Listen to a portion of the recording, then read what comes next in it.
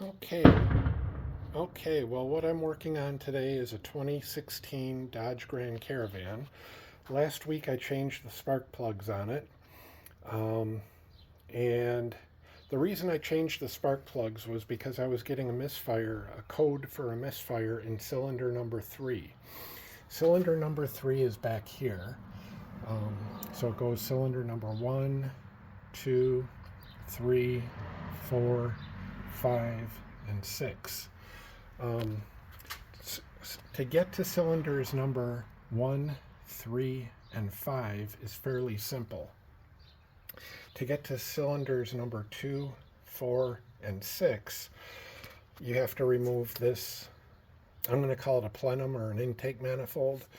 Um, um, so it was more involved than I expected, but I did the job.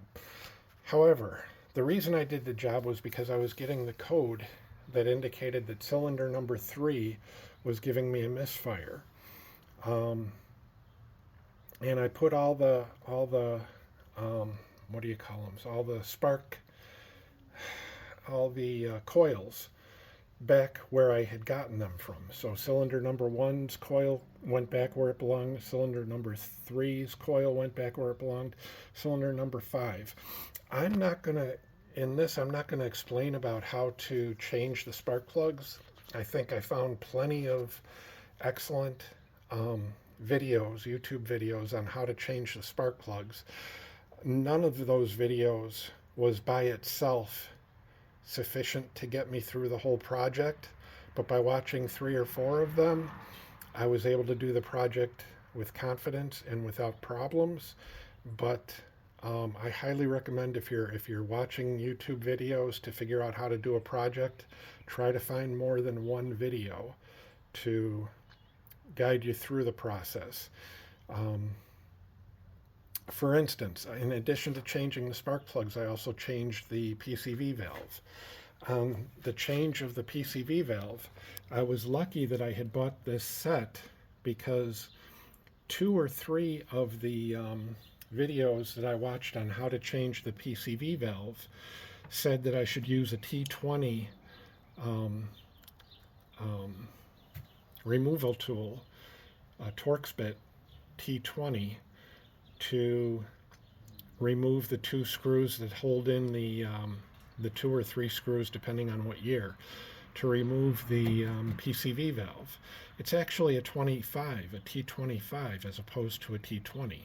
And only one of the 4 videos that I watched did anyone recognize. It might have been 1 or 2 of the videos. So in at least half the videos, I was given bad information to use a T20 instead of a T25.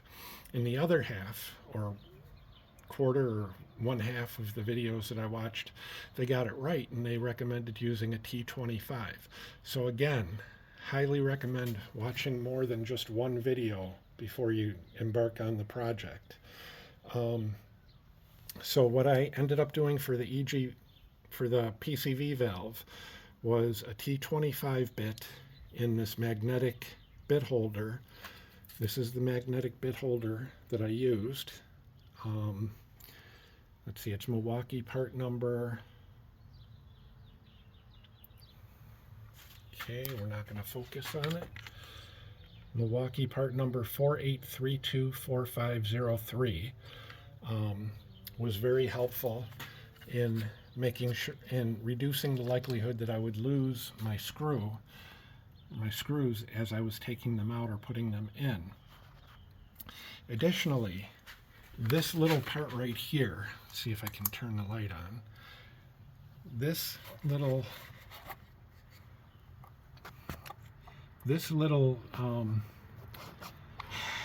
what would you call it?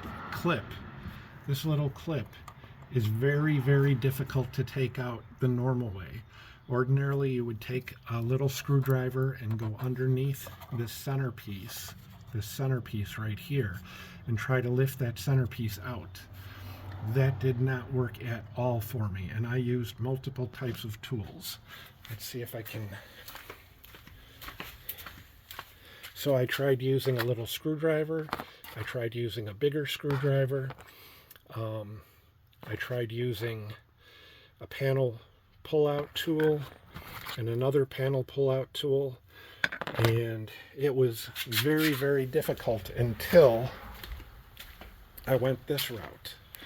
So I drove over to Harbor Freight and I looked for something like this, and I found exactly what I needed, a Pushpin pliers.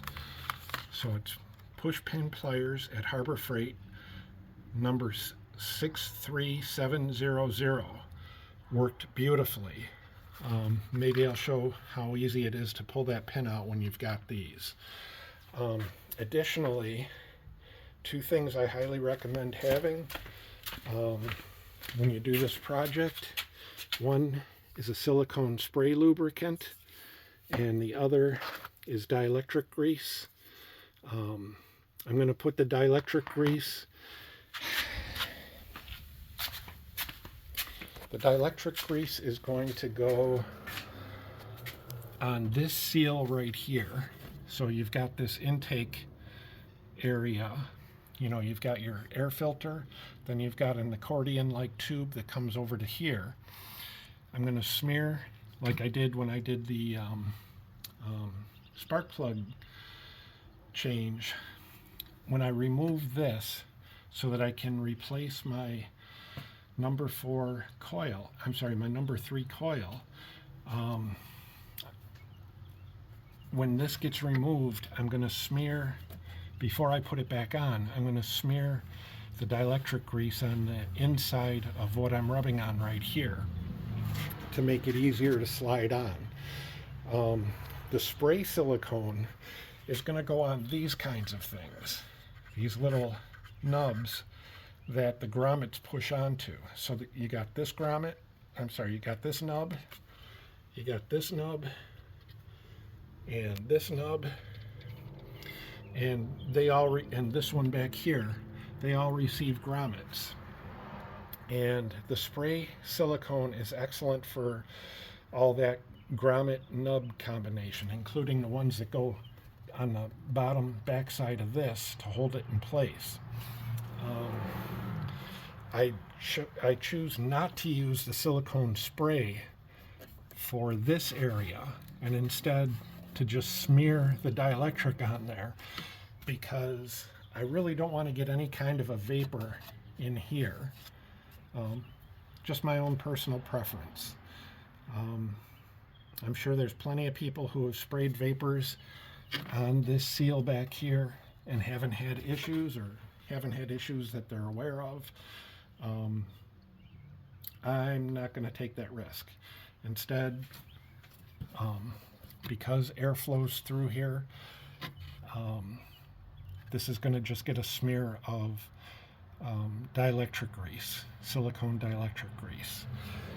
And then the last suggestion that I would make, that I haven't heard anyone else make in the multiple videos that I watched, the last suggestion would be, if the reason that you're changing your spark plugs is because you got a misfire code, try to make sure that when you button everything back together, that whatever coil was working, it was positioned at the cylinder that was getting the code. Try to make sure that that coil pack ends up at the back end of your engine. In other words, at the odd numbers. So for cylinder number 1, number 3, or number 5, instead of up here by cylinders number 2, 4, or 6, because if changing the spark plugs doesn't get rid of that misfire, there's a really good chance, really good likelihood that the coil pack is going to need to be changed. And it's a lot easier to change the coil pack when it's back here in positions number 1, 3, or 5. I think those are all good tips for you.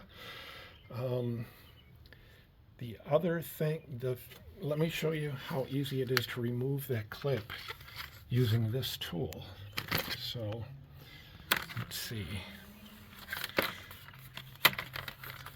I'm going to pull that tool out.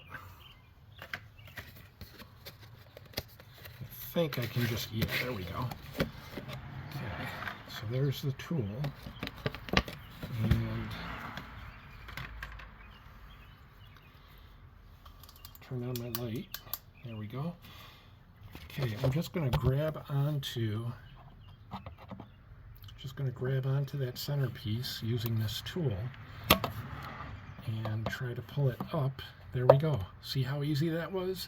I'll guarantee that was much easier. Now, I also did put the silicone dielectric grease on this pin before I put it back in place after I changed the spark plugs to make sure that it would come out easier again.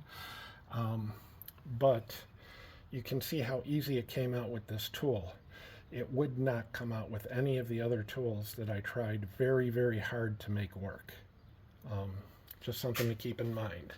Again, it's from Harbor Freight, and it is item number 63700.